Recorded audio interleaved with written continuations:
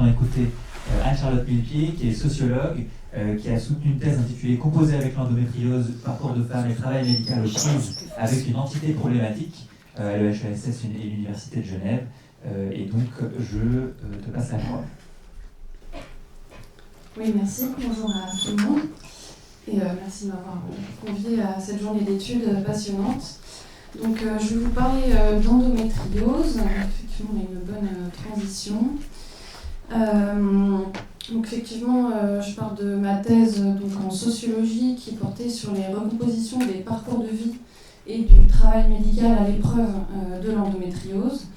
Donc, j'ai essayé de m'intéresser aux implications de la lente reconnaissance de cette maladie dans les parcours des femmes atteintes et sur l'organisation de la prise en charge médicale autour des enjeux diagnostiques et thérapeutiques.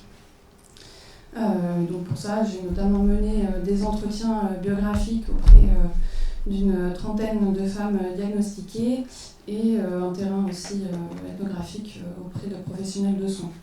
Donc là, aujourd'hui, je vous parlerai principalement à partir des entretiens biographiques que j'ai menés et plus précisément des parcours d'accès au diagnostic.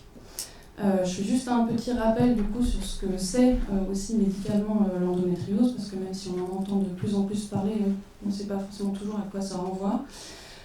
Donc c'est une maladie chronique qu'on se considère principalement comme gynécologique, même si c'est un peu réducteur, extrêmement fréquente dans la mesure où elle touche une femme sur 10, femme ou personne assignée femme à la naissance. Et donc je précise aussi que je parlerai uniquement dans ma communication de femmes cisgenres, qui sont les personnes que j'ai enquêtées.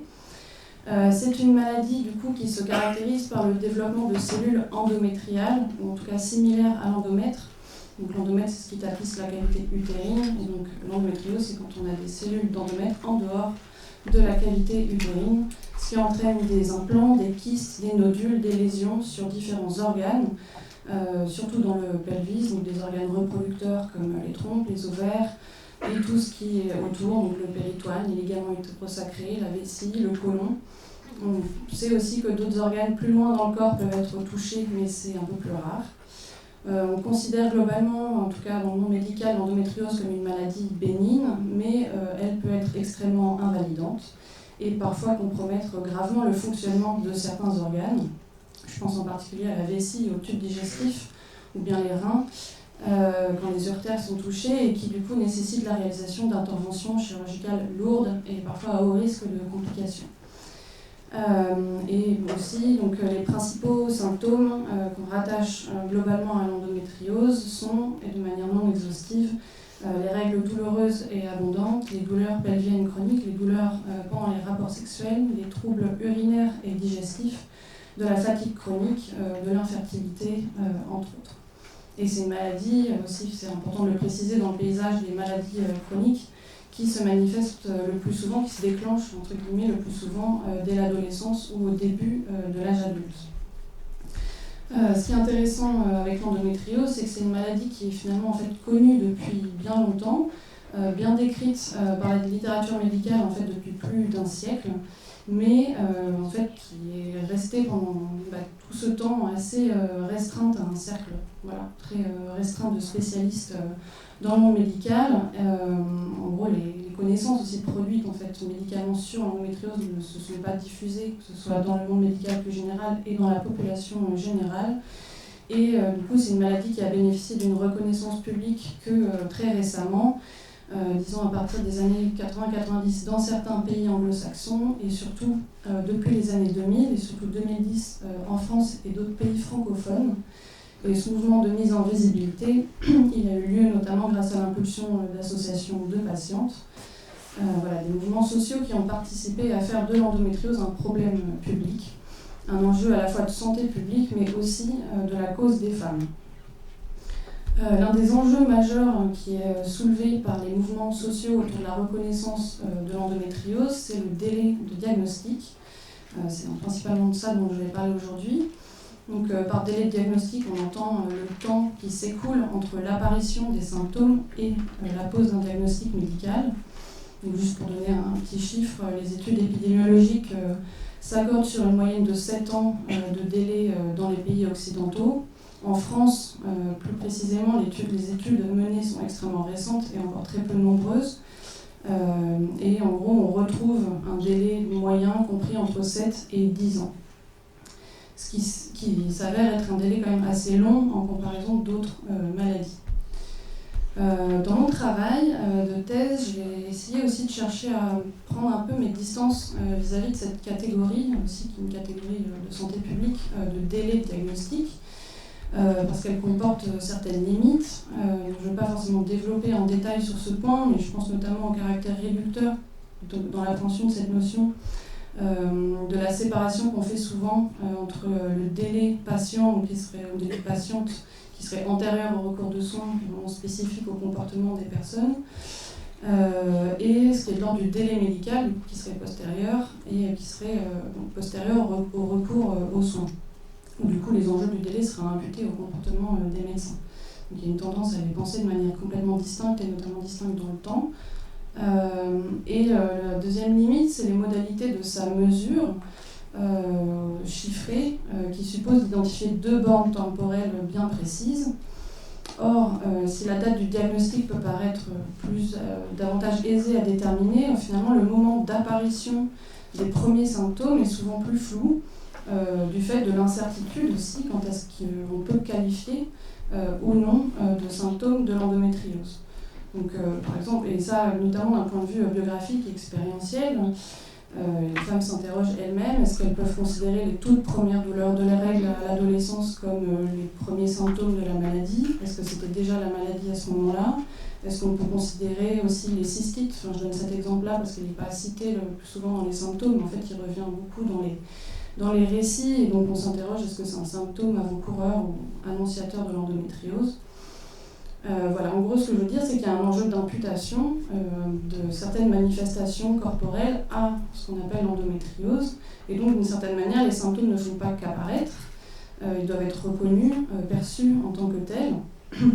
Et donc, la définition de certains états ou événements corporels comme étant les symptômes d'une maladie fait l'objet d'un processus interprétatif dont il faut décrire les conditions d'émergence et de transformation. Et en plus, ce processus interprétatif, il est souvent en partie rétrospectif. C'est aussi une fois que le diagnostic a été posé que les femmes réévaluent leur passé, leur trajectoire et identifient des événements antérieurs comme des signes d'endométriose qu'elles n'avaient pas forcément perçus du coup avant comme tel. Donc c'est aussi ce processus que j'ai pris pour objet dans mon travail.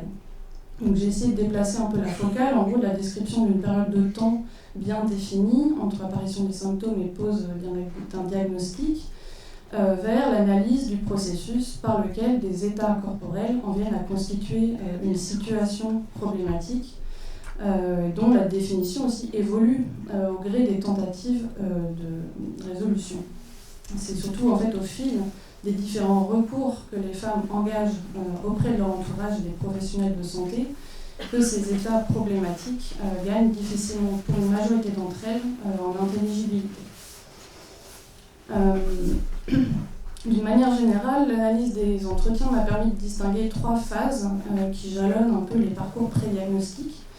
Une phase de normalisation où les femmes ont tendance à définir leurs symptômes, justement pas comme étant des symptômes, mais comme étant normaux, non alarmants. Une phase de problématisation qui se caractérise par l'installation persistante du sentiment que quelque chose ne va pas et où ces signes, ces états corporels sont redéfinis comme indiquant un état potentiel de maladie. Et une phase de résolution qui correspond aux derniers examens réalisés et à la pose du diagnostic. Cependant, les parcours des femmes atteintes d'endométriose ne sont pas du tout homogènes. Donc j'ai aussi essayé de rendre compte des différences dans les manières qu'ont les femmes de faire l'expérience concrète en gros de cette trame commune à travers l'identification de types de parcours. Et donc j'en ai distingué 3. D'abord, on peut parler des parcours directs qui se caractérisent par un accès au diagnostic facile, rapide, en fait avec une phase de normalisation qui est quasi inexistante. Et je le précise tout de suite, ces parcours sont très minoritaires dans le corpus, mais je pense aussi dans la population générale.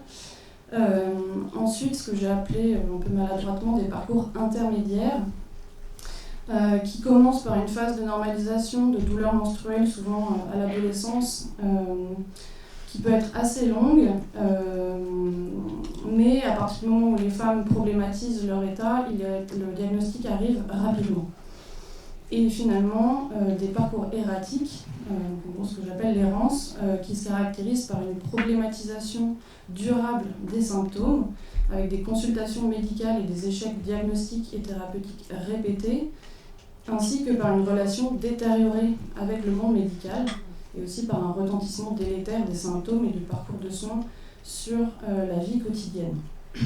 Et donc, je ne pense pas que j'aurai l'occasion de revenir sur ce point, mais l'idée aussi pour moi, c'était de distinguer délai diagnostique et errance, et de dire qu'il y a des femmes qui ont des parcours avec un délai objectif long, mais qui n'ont pas forcément vécu justement ce que j'essaie de nommer par errance, c'est-à-dire justement cette problématisation compliquée, beaucoup de consultations, beaucoup d'échecs et une difficulté en fait à se faire entendre et reconnaître par le monde médical. Et au contraire, il y a des femmes qui ont des parcours erratiques, mais qui se déroulent finalement sur une temporalité plus courte. Pour entrer un petit peu dans ces parcours, souvent, quand même, les parcours intermédiaires et erratiques démarrent souvent par des douleurs de règles à l'adolescence, avec une phase de normalisation des douleurs de règles dès l'adolescence qui prend une place très importante aussi dans leur récit. Et cette période d'adolescence, je pense qu'elle est importante à prendre en compte pour comprendre aussi les pratiques à plus long terme des femmes à l'égard de leurs douleurs de règles et douleurs gynécologiques en général, parce que c'est une période aussi d'apprentissage des normes corporelles et de genre qui conduit à l'intériorisation durable de schèmes de perception et d'action, notamment parce que finalement les troubles menstruels de l'adolescence sont l'objet d'une sorte de consensus, d'un véritable consensus quant à leur normalité supposée, tant dans les représentations profanes que dans les discours médicaux. Ces douleurs de règles sont perçues comme allant de soi, elles sont a priori interprétées comme relevant d'un processus physiologique normal, attendu, avec lequel toute jeune fille peut devoir s'attendre à devoir composer. Donc cette normalisation, elle passe souvent d'abord par la manière dont les membres de l'entourage réagissent à la divulgation des douleurs menstruelles. Donc elle se réalise dans l'interaction aussi avec des autres significatifs, souvent qui font partie de la famille ou de groupes de pairs, mais quasiment toujours des femmes, parce que on sait que la parole sur les règles se trouve généralement confinée dans un entre-soi féminin. Donc cette normalisation, elle peut se décliner selon plusieurs modalités. Elle peut se traduire par ce que j'ai appelé après Peter Conrad de la non-neutralisation, qui consiste en gros à disqualifier vraiment l'objet de la plainte comme ne méritant pas qu'on lui porte attention, comme étant insignifiant. Donc ça, c'est plutôt une attitude qui va engendrer celles qui souffrent à passer au-dessus de ces douleurs, à les ignorer, à ne pas se plaindre. Mais la normalisation peut aussi se traduire d'une manière plus bienveillante, entre guillemets, sur le mode de l'empathie, de la réassurance. On peut aussi apporter un soutien émotionnel, apporter des réponses à la douleur qui a été divulguée, mais tout en réaffirmant son caractère finalement normal et assez banal. Donc face à d'une manière, il y a une forme de contexte difficile quand même, reconnaissance des douleurs de règles, où les jeunes femmes, jeunes filles, adolescentes apprennent que ce n'est pas une excuse valable qu'elles peuvent faire valoir dans leur vie quotidienne. Et c'est aussi en ce sens que ces opérations de normalisation ont une dimension socialisatrice. Les femmes apprennent à taire leurs douleurs, à les surmonter. Elles peuvent entraîner des sentiments de culpabilité aussi, et de responsabilité individuelle. Il y a des termes aussi comme chochotte, petite nature, fragile, qui reviennent souvent dans les entretiens. Donc ces termes aussi, ils ont une connotation péjorative qui est genrée et qui renvoie à la faiblesse supposée des corps féminins. Et toutes ces opérations de normalisation, ces différents rappels à l'ordre aussi qui peuvent les accompagner, ont pour conséquence une intériorisation durable de l'illégitimité de la douleur. Je précise aussi qu'à cette période, en fait, souvent dès l'adolescence, les femmes entament généralement un suivi gynécologique, en tout cas connaissent des premières consultations pour ces raisons-là, et de manière écrasante, ces premières consultations ne sont pas vectrices du tout de problématisation. Elles renforcent au contraire un cadre interprétatif et pratique fondé sur la normalisation de la douleur, appuyé ici par la légitimité d'une expertise professionnelle. Donc il y a une forme d'adéquation du coup qui se met en place entre les interprétations professionnelles et profanes des symptômes qui accentuent ce processus d'acceptation du caractère banal des douleurs, auquel il faut trouver les moyens de s'adapter. Là, je fais une toute petite précision quand je disais que le caractère réducteur aussi de la distinction entre délai patient et délai médical, c'est que, en plus, dans le cadre français où il y a une norme gynécologique extrêmement installée, en fait, les femmes dans mes parcours voient des professionnels de soins en même temps qu'elles normalisent, c'est-à-dire le délai patient et le délai médical en fait se superposent. Donc je vais maintenant m'intéresser un peu plus précisément à ce que j'ai appelé les parcours d'errance, qui étaient majoritaires parmi les femmes que j'ai rencontrées. Ces parcours erratiques, ils se caractérisent par un processus complexe de problématisation, parce que souvent les femmes font face à une constellation de symptômes hétérogènes qui vont, douleurs de règles, irrégularité hormonale, prise de poids, problèmes digestifs, douleurs sexuelles, entre autres. Et du coup, c'est aussi souvent des parcours où les symptômes se multiplient, s'intensifient, ce qui complique en fait aussi le processus interprétatif et de mise en lien des différents symptômes entre eux. Ce qui distingue du coup ces parcours erratiques des autres, c'est que l'amorce d'une problématisation, donc le fait de se dire que quelque chose ne va pas du tout, elle n'est pas suivie d'une résolution diagnostique. Au contraire, elle va se heurter de manière répétée à des opérations de renormalisation, du coup là qui viennent de l'extérieur, de la part des professionnels de soins qu'elle consulte et aussi de l'entourage. Et elle se heurte aussi à l'échec des multiples tentatives diagnostiques qui sont entreprises, notamment des examens d'imagerie médicale qui sont souvent assez nombreux. Et donc, il y a une multiplication souvent des consultations médicales et des investigations diagnostiques. Et la multiplication, soit auprès de mêmes types de professionnels, soit aussi un éclatement aussi, c'est-à-dire qu'on va aller consulter le médecin généraliste pour les douleurs de dos, le gynécologue pour les douleurs de règles, le gastro-entérologue pour les problèmes digestifs, sans forcément qu'il y ait une mise en lien de ces différents recours. Donc ce que je veux dire aussi, c'est que ces parcours de soins sont producteurs de charges mentales, émotionnelles, matérielles, temporelles.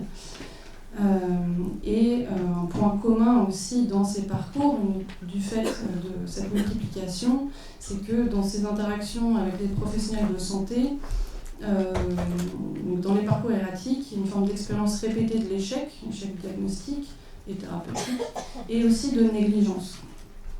C'est la négligence, du coup, c'est une composante importante de ces parcours erratiques. Donc, parler de négligence, en fait, ça va envoyer un petit peu à une des présentations de ce matin sur les violences obstétricales. C'est pas toujours évident de qualifier les violences.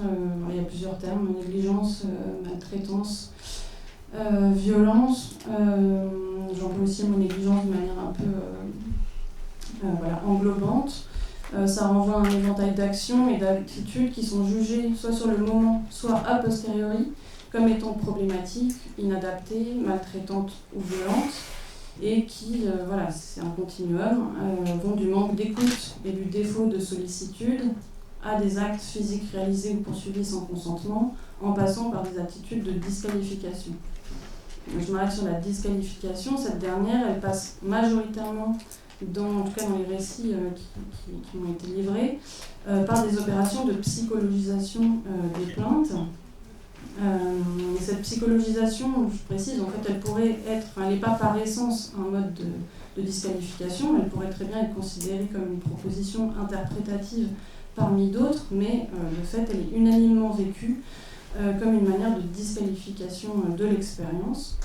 Et donc cette psychologisation des plaintes, qu'elle soit implicite ou explicite, est toujours particulièrement mal vécue parce qu'elle procure un sentiment de culpabilité et souvent sous-entend que la douleur, en particulier la douleur, mais c'est le cas pour d'autres symptômes, que la douleur n'est pas réelle ou qu'elle est uniquement dans la tête.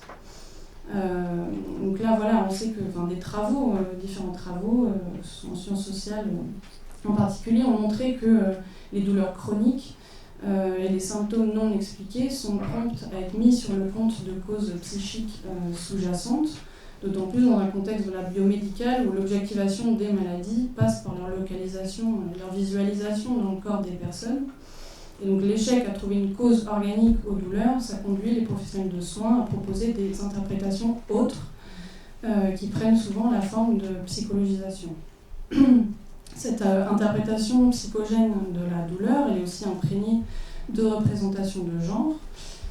Les préjugés de genre dans l'appréhension et la prise en charge de la douleur ont été bien documentés dans de nombreux contextes. Donc on sait par exemple que si les femmes expérimentent davantage d'épisodes douloureux au cours de leur vie, elles bénéficient par exemple de moins de prescriptions de médicaments antalgiques que les hommes. Dans le cas de la migraine, par exemple, il a été montré que les femmes sont plus susceptibles que les hommes de se voir prescrire des antidépresseurs plutôt que des médicaments antalgiques. Et d'une manière générale, beaucoup d'études montrent que les douleurs des femmes sont sous-estimées, sont plus facilement attribuées à des facteurs émotionnels, psychologiques ou comportementaux plutôt que des causes physiques. Ce qui se traduit, ça a été montré dans un travail sur les femmes atteintes de douleurs chroniques, que les patientes se trouvent face à la nécessité de fournir un travail supplémentaire afin de paraître crédibles aux yeux des médecins consultés. Donc les biais de genre dans l'interprétation des signes de douleur, ça entraîne aussi du coup des conséquences directes et concrètes en termes de retard de prise en charge, par exemple aux urgences hospitalières. Donc là, ce que je viens de dire, c'est pas spécifique à l'endométriose, mais on le retrouve particulièrement dans ce cas. Je n'ai pas du tout regardé le temps. Pardon ? 3 minutes. Oui, alors voilà, j'ai prévu beaucoup trop long par rapport au temps.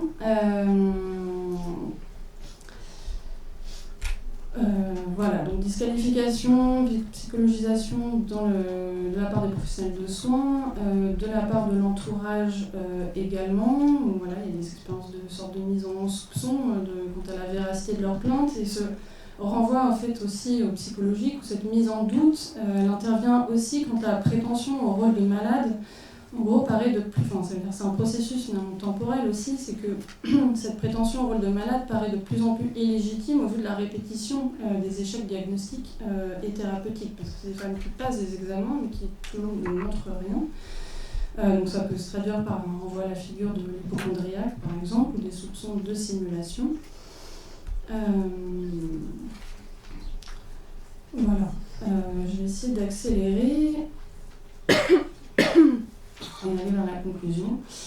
Il y a un rôle important des examens d'imagerie médicale. Si aussi par rapport à cette question aussi d'injustice épistémique, parce que souvent dans les parcours d'errance, le diagnostic il arrive soit sur le mode de l'autodiagnostic, soit de la chance entre guillemets de finir par tomber sur un médecin qui connaît et qui trouve l'endométriose, mais souvent il y a de l'autodiagnostic et ça justement les processus d'autodiagnostic ne se font pas sans encombre. Les enquêtés qui s'autodiagnostiquent racontent avoir dû batailler pour le faire reconnaître et souvent face à des médecins qui réaffirment justement leur autorité épistémique face à la prétention du malade à s'autodiagnostiquer. Parce que s'autodiagnostiquer, voilà, ça implique aussi un renversement de ce rapport asymétrique épistémique à la base de la relation médicale.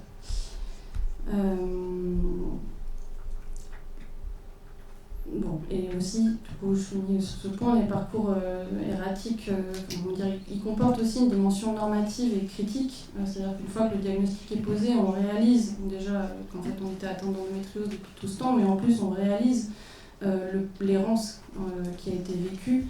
Et ça se traduit, il y a une forme de réalisation de l'errance aussi en tant que préjudice qui conduit à imputer des responsabilités au corps médical pour ne pas avoir su le diagnostiquer plus tôt, pour ne pas avoir su reconnaître son ignorance quand il ne savait pas diagnostiquer, et aussi pour avoir fait défaut, il y a un défaut un peu technique qui est critiqué, le fait de ne pas avoir su diagnostiquer, mais il y a aussi un défaut de soins dans la négligence qui est mis en avant aussi qui est à l'origine des souffrances. Je vais peut-être m'arrêter là et on pourra continuer dans la discussion. Merci.